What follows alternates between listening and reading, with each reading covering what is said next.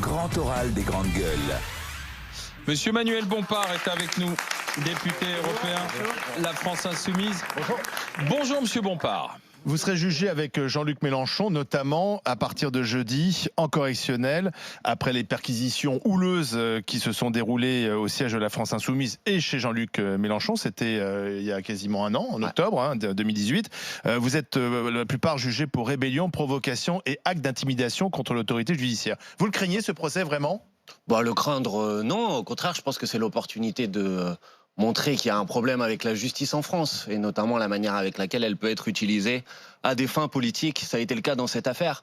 Donc c'est ce qu'on va essayer de démontrer à cette occasion, puisque de toute façon il est là, le procès. Donc autant qu'il serve à quelque chose. Comment est-ce que la justice est utilisée à des fins politiques Elle est utilisée à des fins politiques depuis un an, notamment dans ce pays. Je pense qu'on a malheureusement sous les yeux de nombreux exemples dans la mobilisation des Gilets jaunes, face aux activistes du climat. Vous savez, aujourd'hui, quand vous allez décrocher le portrait du président de la République qui coûte 8,50 €, vous avez le droit à une perquisition et un procès. Et aussi dans l'affaire de la France Insoumise, mais je pense qu'on va y revenir dans notre discussion. Mais on a du mal, en fait, à vous suivre dans cette dénonciation de procès politique, puisque il y a quelques jours encore, on apprenait la mise en examen de Richard Ferrand, proche d'Emmanuel Macron, président de l'Assemblée nationale.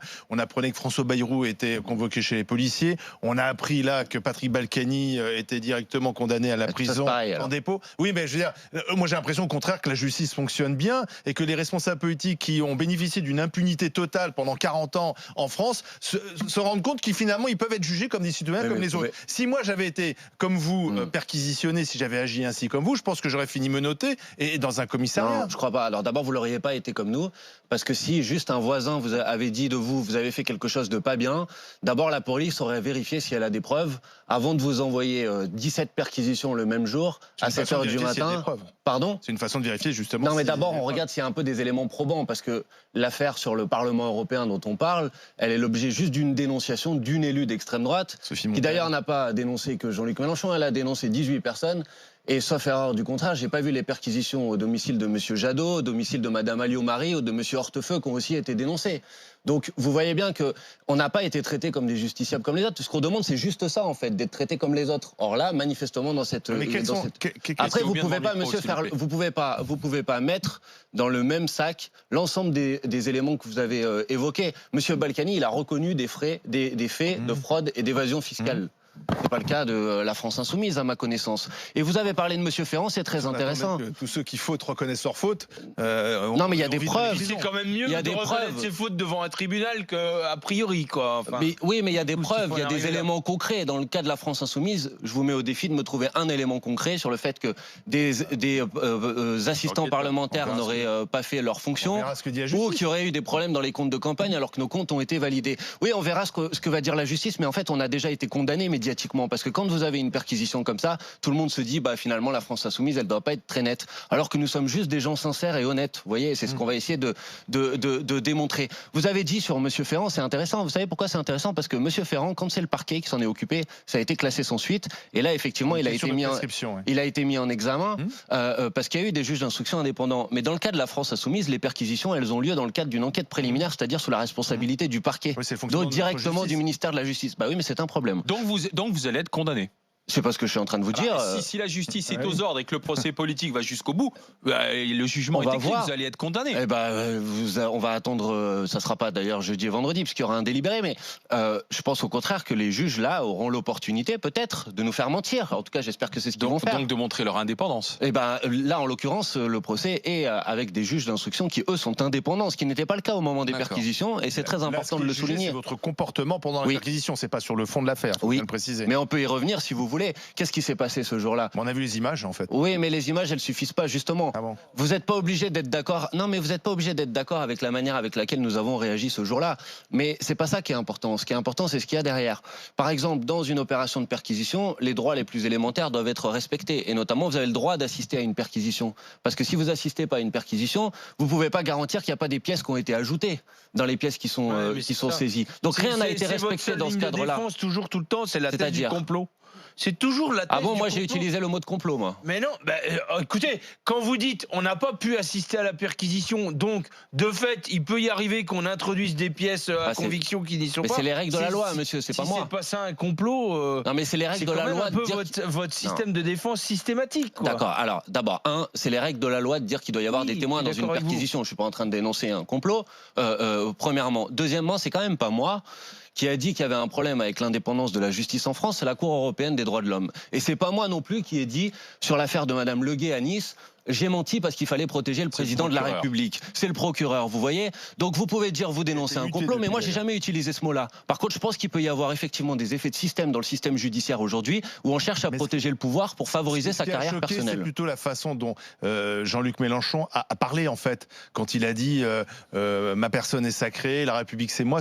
En fait, c'est ces termes que les gens ont retenus, au-delà de la procédure, du fond du dossier, parce que personne ne le connaît. J'en suis conscient, mais justement, ce que j'essaye de démontrer aux gens, c'est vous arrêtez pas aux images. Mais sans doute que ça nous a fait du mal. Mais moi, je dis, ne vous arrêtez pas aux images. C'est pas les images qui sont importantes. Ouais. Parce que dans une démocratie, si maintenant on peut perquisitionner... C'est important. D'accord, mais monsieur... aspire à être président de la Regardez, République. oui, d'accord, mais on parle de savoir si dans une démocratie, c'est normal qu'on puisse perquisitionner des forces politiques d'opposition, des syndicats, des associations, sous l'instruction directe du ministère de la Justice. Vous pouvez comprendre le problème que ça pose. Le ministère de la Justice qu'envoie saisir l'ensemble des fichiers, mais vous ne trouvez pas qu'il y a un problème? Le parquet a un problème quand il s'attaque à vous, si j'ai bien compris, mais quand il s'attaque à d'autres, il n'y a pas de problème. Non, je ne crois pas, parce que si vous aviez consulté notre programme à l'élection présidentielle 2017, vous verrez que c'était avant les perquisitions, vous êtes d'accord, c'est déjà quelque chose que nous disions. Il y a un problème avec le rôle prépondérant du parquet, notamment le fait qu'on ait introduit ce système d'enquête préliminaire.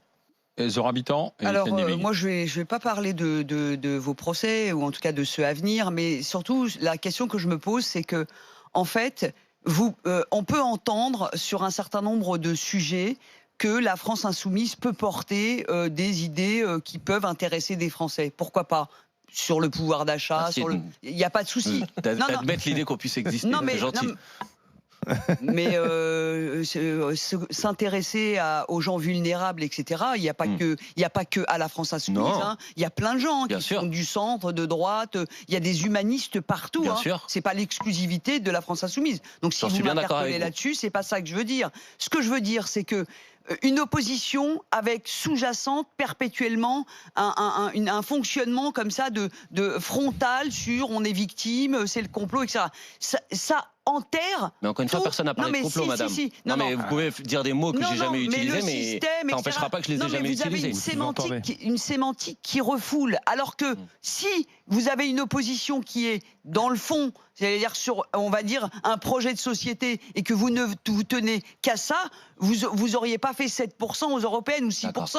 Je pense que il est là le problème. C'est-à-dire que vos électeurs, ceux à qui vous vous adressez, ils se déplacent même pas pour voter. Ça pose un problème d'opposition. Un pays, il est sain quand les oppositions sont intelligibles, intelligentes, audibles, etc.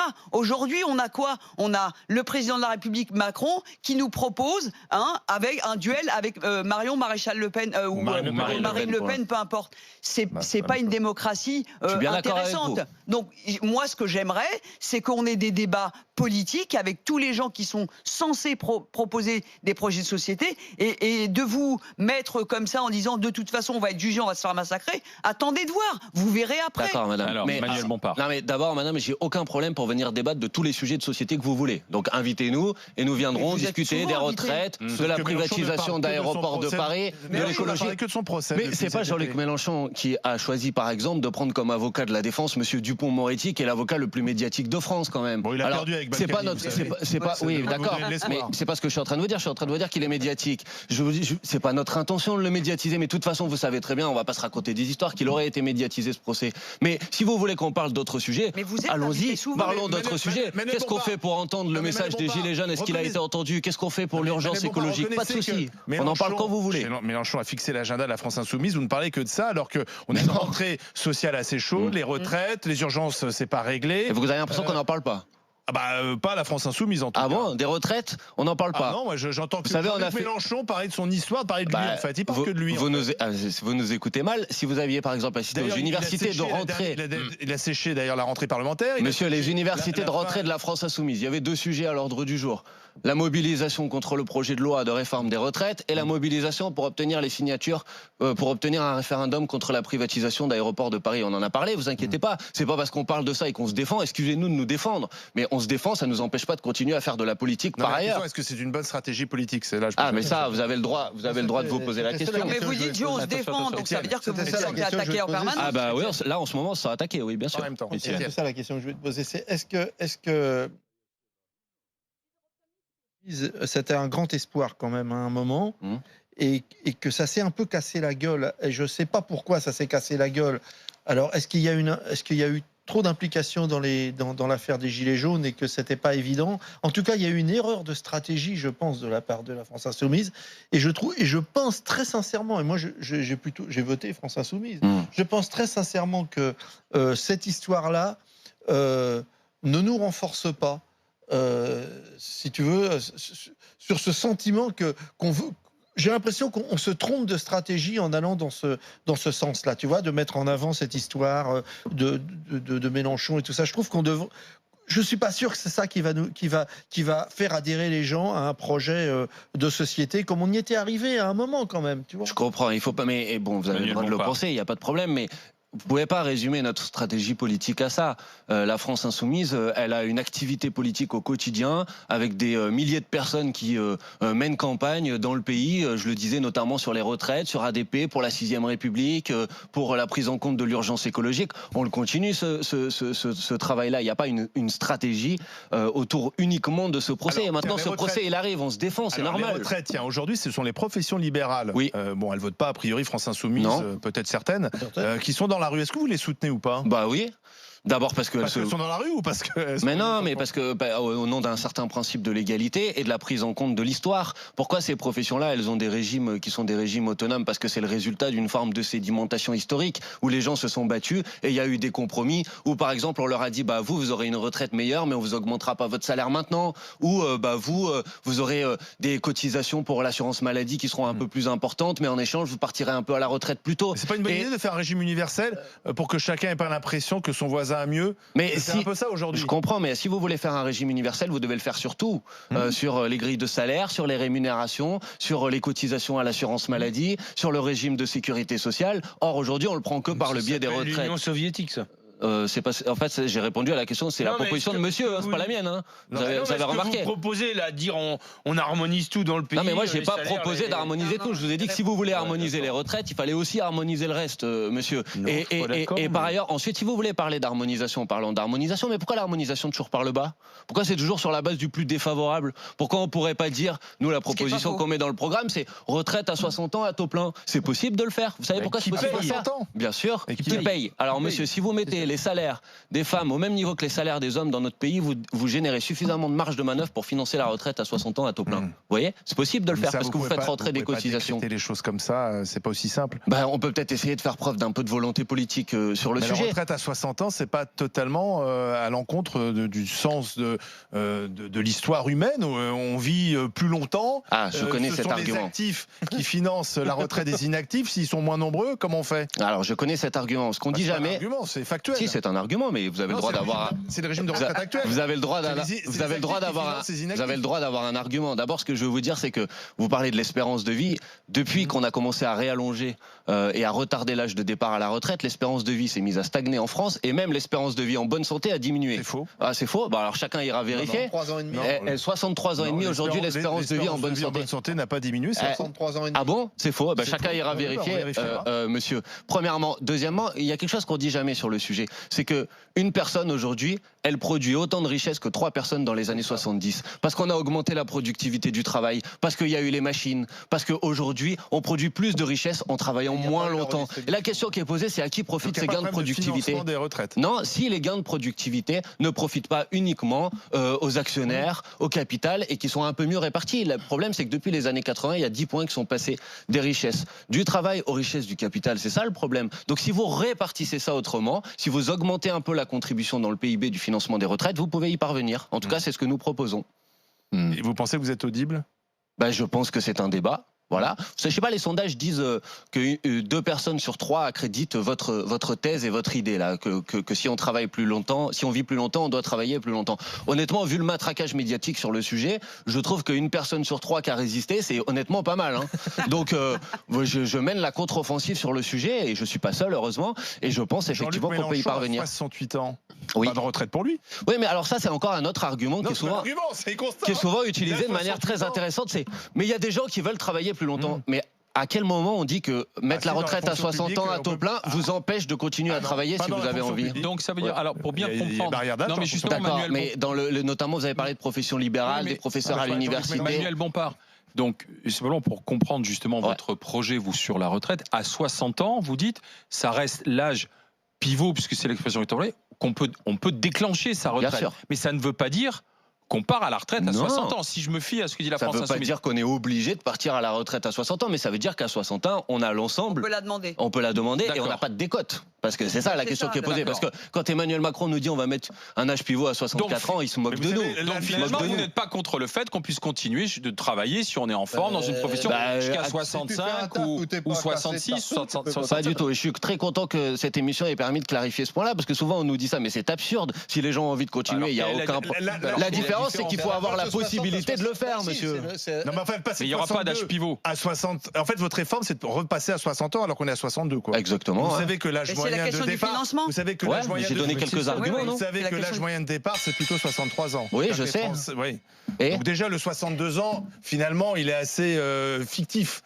C'est plutôt 63 ans. Mais vous savez aussi pourquoi, monsieur? Parce qu'on a allongé la durée de cotisation. Non, mais c'est même pas l'âge qui est d'accord. Donc moi, je parle de 60 ans à taux plein. C'est-à-dire qu'à 60 ans, vous avez la France Insoumise, c'est-à-dire qu'en proposant ça, ce qu'il faut qu'il démontre, c'est le montage financier, parce que on peut proposer tous les projets de société qu'on veut, on est d'accord. On est d'accord. C'est pas le souci. C'est-à-dire qu'à un moment donné, pour être crédible et pour que les Français y croient, avec le taux d'endettement qu'on a et les emprunts qu'on continue de faire, il va falloir expliquer aux Français, et c'est là où la politique devient intéressante, c'est quand on propose un projet, on se dit pas c'est la France Insoumise, on dit voilà, c'est cette société que je veux, ils sont capables de nous en montrer le financement et de nous en montrer la pertinence et l'utilité. Je suis bien d'accord, madame. Il n'y a que ça qui compte. Et aujourd'hui, les Français n'attendent que ça. Sauf que c'est pas audible.